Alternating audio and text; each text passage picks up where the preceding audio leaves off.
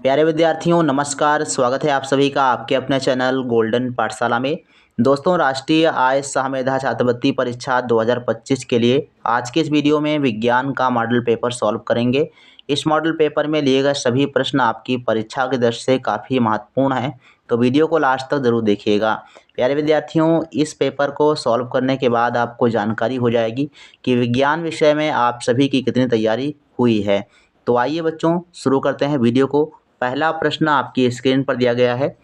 91 number प्रश्न है कि 5 मीटर प्रति सेकंड की दर से गति कर रहे एक कण की ऊर्जा 125 जूल है, तो कण का द्रव्यमान होगा। तो भौतिक विज्ञान से लेकर बच्चों एक प्रश्न आपका सवाल टाइप का पूछा जाएगा। तो कैसे सॉल्व करना है इस प्रश्न को आइए देखते हैं। यहाँ पर जो वेग दिया गया है मीटर प्रति सेकंड, ये कण का वेग दिया गया है, यानी v बराबर आपका 5 मीटर प्रति सेकंड दिया गया है। यहाँ पर 125 जूल ये आपकी ऊर्जा दी गई है। अब कण के पास कौन सी ऊर्जा है, तो गतिज ऊर्जा है। गतिज ऊर्जा आपकी के बराबर होती है, आपने फार्मूला पढ़ा होगा। गतिज ऊर्जा के बराबर होता है 1/2 mv², जहाँ पर v आपका वेग है, m आपका द्रव्यमान है और k आपकी गतिज ऊर्जा है। तो जो चीज़ आपको दी गई है वो आप डाल दीजिए सूत्र में, और जो नहीं दी गई है वो ज्ञात हो जाएगी। यानी हमको द्रव्यमान ज्ञात करना है तो द्रव्यमान हम यहाँ से निकाल लेंगे।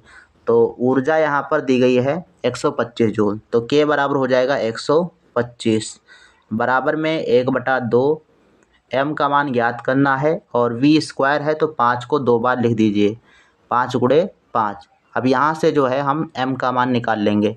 तो इधर देखो बराबर में 125 लिखा है, तो हम इसको लिखेंगे आगे तो 125, और ये गुणा में जो है आपका 2 आ जाएगा, क्योंकि इधर आपका बराबर के दूसरी तरफ है, ये भाग में दिया गया है, तो इधर हम गुणा में 2 लिख देंगे। अब इसके अलावा 5 गुणा में दिया गया है, m के गुणे में है, तो ये दूसरी तरफ आएगा तो ये भाग में आ जाएगा। तो थोड़ा सा हम इसको चेंज कर लेते हैं कलर को, तो ये आपका हो जाएगा बटे में 5 × 5। अब इतनी बात आपको समझ में आ गई हो तो आप वीडियो को लाइक ज़रूर कर दीजिएगा। यहाँ पर देखो 5 × 5 कितना हुआ, 25, 25 हो जाता है। अब 25 को अगर हम 125 से भाग करते हैं तो 25 × 5 = 125, यानी नीचे के दोनों 5 कट जाएंगे और ऊपर आपका 5 आ जाएगा। तो 5 और गुणा 2, तो 5 गुणा कितना हुआ 10, तो m बराबर हो जाएगा आपका 10। अब ये भार यानी द्रव्यमान पूछ रहा है तो किलोग्राम में होगा, तो 10 किलोग्राम आपका राइट आंसर आ जाएगा। अगर आपने ऑप्शन नंबर सी टिक किया है तो बिल्कुल राइट आंसर आपका हो जाएगा। अगर आपको वीडियो समझ में नहीं आया है तो आप इसको दोबारा देख सकते हैं। इसके बाद बच्चों क्वेश्चन नंबर 92 दिया गया है। कार्य करने में मानव द्वारा सुसंगत ऊर्जा होती है, स्थितिज ऊर्जा, विद्युत ऊर्जा, रासायनिक ऊर्जा या चिकित्सीय ऊर्जा। तो इसका बच्चों राइट आंसर हो जाएगा ऑप्शन नंबर सी, रासायनिक ऊर्जा। जो हमारे जो शरीर के अंदर ऊर्जा होती है वो किसी ना किसी रूप में रासायनिक रूप में संचित होती है, स्टोर होती है, और उसी ऊर्जा से हम कोई भी कार्य कर सकते हैं। तो इसका ऑप्शन नंबर सी सही आंसर हो जाएगा। 93 नंबर प्रश्न है, जल विद्युत ऊर्जा का स्रोत है। जल विद्युत ऊर्जा का स्रोत बच्चों कौन सा है, तो ये गैर परंपरागत है। ऑप्शन नंबर बी आपका सही आंसर हो जाएगा। अगला प्रश्न बच्चों है क्वेश्चन नंबर 94, निम्न में से कौन सा विकल्प सुमेलित है। मोस्ट इंपॉर्टेंट बच्चों प्रश्न है, यहाँ से कई प्रश्न आपके बन सकते हैं। जैसे यहाँ पर रोग आपके दिए गए हैं, इधर आपके रोग वाहक हैं। तो पहला ऑप्शन दिया गया है कि हैजा घरेलू मक्खी, तो हैजा से घरेलू मक्खी होती है, इसलिए पहला मिलान आपका सही दिया गया है। यहाँ पर सुमेलित है वही चुनना है, तो इसका मतलब है पहला ऑप्शन ही आपका सही आंसर हो जाएगा। अच्छा, अगर हम आगे दूसरे ऑप्शन की बात करते हैं तो लिखा है मलेरिया एडीज मच्छर। तो मलेरिया जो है मादा एनाफिलिस से होता है, और डेंगू जो होता है वो मादा एडीज से होता है। तो दोनों को आप ध्यान रखेंगे, यहाँ पर गलत मिलान दिया गया है, लेकिन प्रश्न आपका अलग से पूछा जा सकता है, तो ध्यान रखेंगे इसको। 95 नंबर प्रश्न है, निम्न में से प्राकृतिक रेशा कौन सा है। Polyester, nylon, flex, terylene. यहाँ पर जो दिया गया है इसका आंसर सही है फ्लेक्स। अब फ्लेक्स लगता है कि ये प्राकृतिक नहीं है, कृत्रिम रेशा होगा, लेकिन लगने से नहीं होता है। फ्लेक्स आपका क्या है, प्राकृतिक रेशा है। 96 नंबर प्रश्न है, जीवाश्म ईंधन नहीं है। बायोगैस, प्राकृतिक गैस, एलपीजी या पेट्रोलियम। तो ये बायोगैस जो है आपकी ये जीवाश्म ईंधन नहीं है। तो ऑप्शन नंबर फर्स्ट सही आंसर हो जाएगा। क्वेश्चन नंबर 97 है, भारत में तेल क्षेत्र नहीं है, यानी भारत में कौन सा क्षेत्र है जहाँ से तेल नहीं निकाला जाता है। तो असम का डिगबोई क्षेत्र है जहाँ से तेल निकाला जाता है, और गंगा व सिंध के मैदानी भाग, तो मैदानी भागों से तेल नहीं निकाला जाता है। तो इसका दूसरा ऑप्शन सही आंसर हो जाएगा। इसके अलावा गुजरात में कलोल क्षेत्र है, ठीक, और गोदावरी और कृष्णा नदी के बेसिन में भी तेल आपका निकाला जाता है। तो इसलिए जो है ऑप्शन नंबर इसका दूसरा सही जवाब हो जाएगा। अगला प्रश्न है 98 नंबर, आग लगे व्यक्ति को कंबल में लपेटने से आग बुझने का कारण क्या है। ऐसे प्रश्न बच्चों बिहार राजस्थान में पूछे जाते हैं। तो बहुत ही ईमानदारी से आप लोगों को टेस्ट देना है। 25 में से आपके कितने प्रश्न सही हुए हैं लास्ट में आप लोग जरूर लिखिएगा। तो आग से लगे व्यक्ति को कंबल में लपेटने से आग बुझने का कारण क्या होता है कि कंबल के अंदर ऑक्सीजन की जो आपूर्ति होती है वो बंद हो जाती है, इसीलिए आग जो है बुझ जाती है। ऑप्शन नंबर 3 इसका सही आंसर हो जाएगा। 99 नंबर प्रश्न है, कौन सी गैस अत्यधिक विषैली है। नाइट्रोजन, मेथेन, कार्बन डाइऑक्साइड या कार्बन मोनोऑक्साइड। तो सही आंसर बच्चों हो जाएगा option number 4 carbon monoxide. 100 number प्रश्न है, वैश्विक उष्णन यानी ग्लोबल वार्मिंग वृद्धि के लिए उत्तरदायी गैस है। ऑक्सीजन, हाइड्रोजन, कार्बन डाइऑक्साइड या फिर नाइट्रोजन। तो इसका बच्चों सही आंसर हो जाएगा ऑप्शन नंबर 4 नाइट्रोजन गैस जो है ये ग्लोबल वार्मिंग नहीं बढ़ाती है, अर्थात ये वैश्विक उष्णन का कारण नहीं है। कार्बन डाइऑक्साइड आपकी है, हाइड्रोजन भी है और ऑक्सीजन भी है। अगला प्रश्न देखते हैं। क्वेश्चन नंबर 101 दिया गया है, भारत का प्रथम आरक्षित वन क्षेत्र कौन सा है। नीलगिरी, नंदा देवी, सतपुड़ा या मेघालय। तो राइट आंसर हो जाएगा बच्चों ऑप्शन नंबर 3 सतपुड़ा के जो जंगल हैं वो प्रथम आरक्षित क्षेत्र थे। 102 नंबर प्रश्न है, संकटग्रस्त प्रजातियों का रिकॉर्ड रखा जाता है। कई बार हमने सेट के अंदर आप सभी को पढ़ाया हुआ है मॉडल पेपर के माध्यम से। संकटग्रस्त प्रजातियों का जो अध्ययन है या रिकॉर्ड है वो रेड डाटा बुक में रखा जाता है, और ये रेड डाटा बुक कौन जारी करता है, तो IUCN एक संस्था है, इसके द्वारा ये बुक जारी की जाती है। अगला प्रश्न है 103 नंबर, कोशिका के केंद्रक में विद्यमान तरल पदार्थ क्या कहलाता है। तो कोशिका के केंद्रक में विद्यमान तरल पदार्थ कौन सा होता है, केंद्रक द्रव्य होता है। तीसरा ऑप्शन सही आंसर हो जाएगा। 104 नंबर प्रश्न है बच्चों, निम्न में से कौन सा विकल्प सुमेलित नहीं है। तो जो सुमेलित नहीं है उसको चुनना है। यहाँ पर देखो दिया गया शुक्राणु नर युग्मक होते हैं, तो बिल्कुल सही मिलान है। अंडाणु मादा युग्मक होते हैं, ये भी सही है। गर्भाशय मादा जनन अंग है, ये भी सही है। वृषण स्त्रियों में निषेचन, तो वृषण जो है स्त्रियों में नहीं पाए जाते, वो पुरुषों में होते हैं, इसलिए चौथा ऑप्शन आपका गलत सुमेलित है, अतः चौथा ऑप्शन ही आपका सही आंसर हो जाएगा। 105 नंबर क्वेश्चन है, एड्स का पूरा नाम क्या है।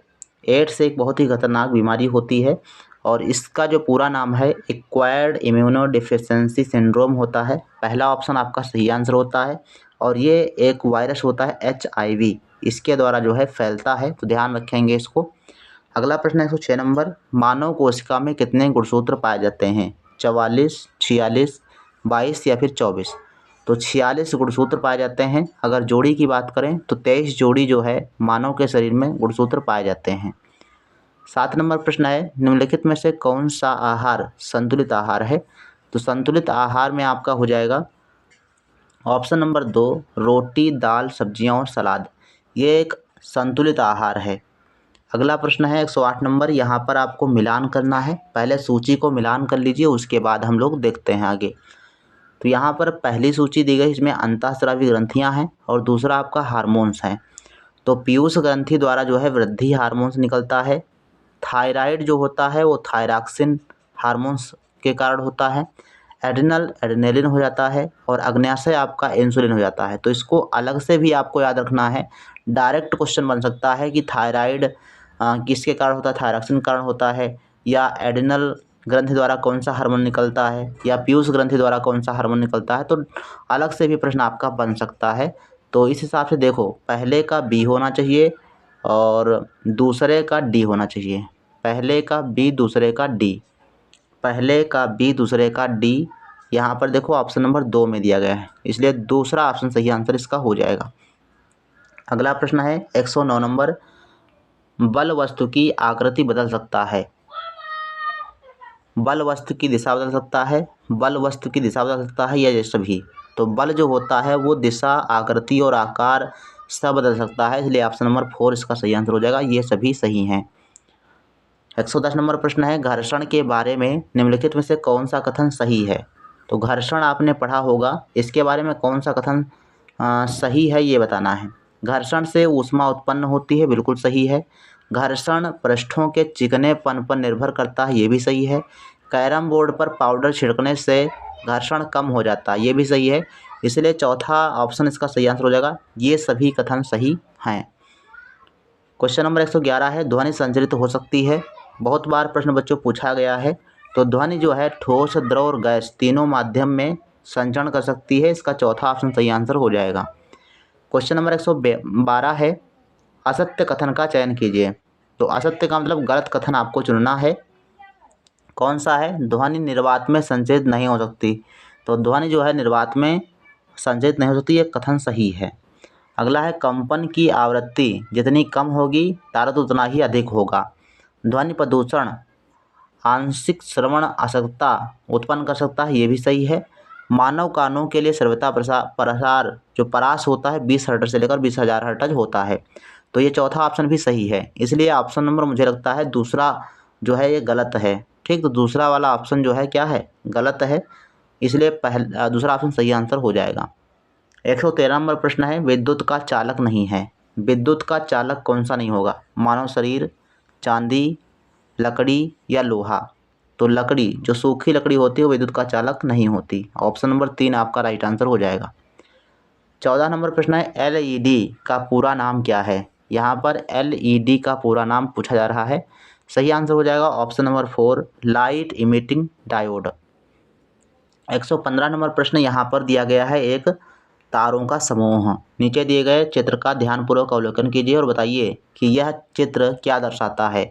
यहाँ पर ध्रुव तारा है और ध्रुव तारा से जुड़े हुए 7 अन्य तारे जो है दिखाए गए हैं। तो ये कौन से तारे हैं भाई? यहाँ पर देखा गया है कि ओरायन मंडल है, सप्तऋषि तारामंडल है, सर्प तारामंडल है, या फिर प्लीयेडेस तारामंडल है।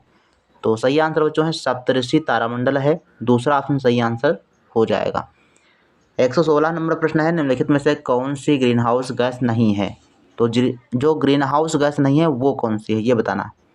Carbon dioxide, methane, sulphur dioxide, nitrogen. तो ये नाइट्रोजन है जो ग्रीन हाउस गैस नहीं है। अगला प्रश्न है, क्लोरोफ्लोरोकार्बन का दुष्प्रभाव है। क्या है दुष्प्रभाव क्लोरोफ्लोरोकार्बन का? क्लोरोफ्लोरोकार्बन जो CFC जो एयर कंडीशनर और कूलर फ्रिज से निकलती है वो ओजोन का क्षरण करती है, ओजोन परत का क्षरण करती है। ऑप्शन नंबर 2 आपका सही आंसर हो जाएगा। 118 नंबर प्रश्न है, प्रकाश की किरण दर्पण पर अभिलंबवत रूप में गिरती है तो आपतन कोण कितना होता है। तो जब प्रकाश की किरण लंबवत गिरेगी तो कोण होगा 0 अंश। ऑप्शन नंबर 2 इसका सही आंसर हो जाएगा। 119 नंबर में चित्र दिखाया गया है। नीचे दिए गए मानव नेत्र के चित्र में प्रश्न सूचक चिन्ह के स्थान पर सही विकल्प को चुनिए। तो यहाँ पर कह रहा है कि ये चित्र दिखाया गया है। चित्र में तुमको बताना है कि ये क्वेश्चन मार्क जो लगा हुआ है ये यहाँ पर इस वाली आकृति को क्या कहेंगे, इस एरिया को क्या कहेंगे। तो यहाँ पर देखो ऑप्शन दिए गए हैं, रेटिना, आइरिस या कारोइड या कांच द्रव्य। तो ये जो आपकी दिखाई गई है पूरी, ये रेटिना है। ये क्या है? रेटिना है। इसलिए ऑप्शन नंबर इसका फर्स्ट सही आंसर हो जाएगा। रेटिना पर ही किसी वस्तु का प्रतिबिंब बनता है। 120 नंबर बच्चों प्रश्न है, मुर्रा, मेहसाना, सुखी, जिली किस पशु की नस्ल हैं। तो ये बच्चों नस्ल होती हैं भैंस की। चौथा ऑप्शन सही आंसर हो जाएगा। 21 नंबर प्रश्न है, निम्न में से कौन सा कोशिकांग पादप कोशिका में ही पाया जाता है, जंतु कोशिका में नहीं। ऑप्शंस हैं माइटोकॉन्ड्रिया, गाल्जिकाय, केंद्रक या हरित लवक। तो हरित लवक जो हैं ये पाए जाते हैं पादप कोशिका में, लेकिन जंतु कोशिका में नहीं पाए जाते। हरित लवक का मतलब होता है क्लोरोफिल, इसे पर्णहरिम भी कहते हैं। इसके अलावा कोशिका भित्ति जो है पौधों में पाई जाती है लेकिन जंतुओं में नहीं पाई जाती, तो इसको ध्यान रखेंगे। 122 नंबर प्रश्न है, गेहूं का काला स्तंभ या टिड्ड नामक रोग किस सूक्ष्मजीव के कारण होता है? तो ये बच्चों होता है फक्तिजनिया कवक द्वारा। पहला ही ऑप्शन सही है। 23 नंबर प्रश्न है, विषाणु की खोज किसने की थी? Robert Hooke, Antonie Leeuwenhoek, Dmitri Ivanovsky, Alexander Fleming. तो राइट आंसर है ऑप्शन नंबर 3, दामित्री इवानोव्स्की ने जो है विषाणु की खोज की थी। और जीवाणु की खोज लेवेनहॉक ने की थी। कोशिका की खोज रॉबर्ट हुक ने की थी। तो इनको आप ध्यान रखिएगा। क्वेश्चन नंबर 124 है, लैन का पूरा नाम क्या है? ये कंप्यूटर से लेकर 2 प्रश्न हैं, तो इसको भी ध्यान रखिएगा। लैन का पूरा नाम होता है लोकल एरिया नेटवर्क। इसका पहला ऑप्शन ही सही आंसर हो जाएगा। एक होता है WAN, WAN, तो इसको कहते हैं वाइड एरिया नेटवर्क। और 125 नंबर प्रश्न है, WWW का पूरा नाम क्या है? तो ये होता है वर्ल्ड वाइड वेब, यानी पहला ऑप्शन इसका भी सही आंसर हो जाएगा। तो ये बच्चों थे आपके 35 प्रश्न जो विज्ञान से संबंधित थे। अब इन 35 प्रश्नों में से आपके कितने क्वेश्चन सही हुए हैं आप लोग कमेंट सेक्शन में जरूर लिखिएगा। और इस क्लास की गणित की लाइव क्लास में जुड़ना है। आज की गणित क्लास आप सभी के लिए होगी। कॉपी और पेन लेकर आइएगा, क्वेश्चन को हल कीजिएगा और कमेंट सेक्शन में आंसर लिखने का प्रयास कीजिएगा। जो सबसे पहले आंसर देगा उसका जो है नाम भी लिया जाएगा। और 7 बजे क्लास आपकी होगी जो सामाजिक विज्ञान की होगी, तो उसको भी आप जरूर देखिएगा। तो मिलते हैं फिर नेक्स्ट वीडियो में, तब तक के लिए धन्यवाद। जय हिंद, वंदे मातरम।